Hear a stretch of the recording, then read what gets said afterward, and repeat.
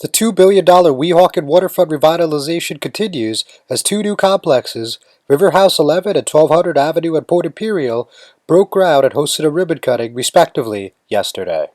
River House 11 will be a 295-unit luxury rental community, while 1200 Avenue at Port Imperial, a part of the Avenue Collections, is a 103-unit condominium complex. According to Lennar Urban's website, three-bedroom complexes at 1200 Avenue at Port Imperial could range from $759,000 to $3,895,000.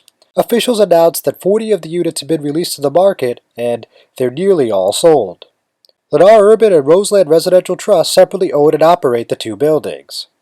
Weehawken Mayor Richard Turner said during the press conference portion of the event that a major transformation is coming to the township in the next 2 to 3 years. In the next 2 to 3 years in this township, there's going to be a major transformation. It's been taking place slowly.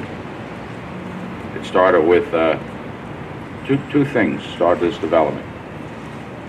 One is Port Imperial starting New York Waterway, which opened up the waterfront. He makes me say that, but it's very true. And secondly, Harts Mountain developed, back then it was Shanghai Reds, the first public use facility, which is a restaurant where Chart House is now. Prior to that, the waterfront was closed off when Arthur bought it in 1981. You had wild dogs, completely empty, sealed off.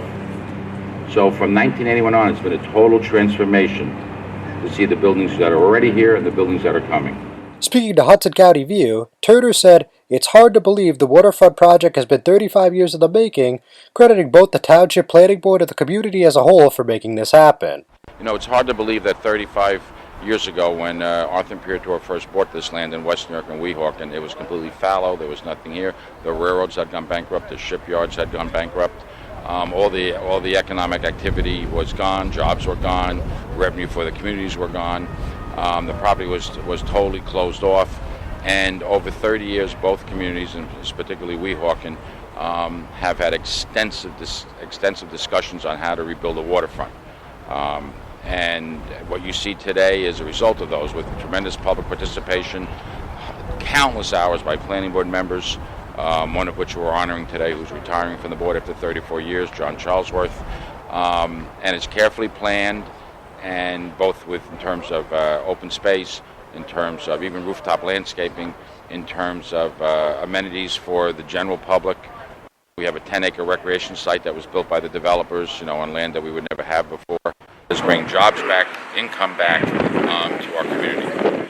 Turner further explained that the final plans for the waterfront were agreed upon in 2001, with 5 new projects still in the pipeline, and estimating that the $2 billion, 200-acre waterfront development in Port Imperial should be completed in the next 10 to 12 years.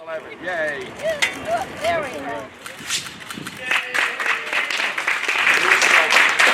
I'm John Heides with the Hudson County View, the eye of the community.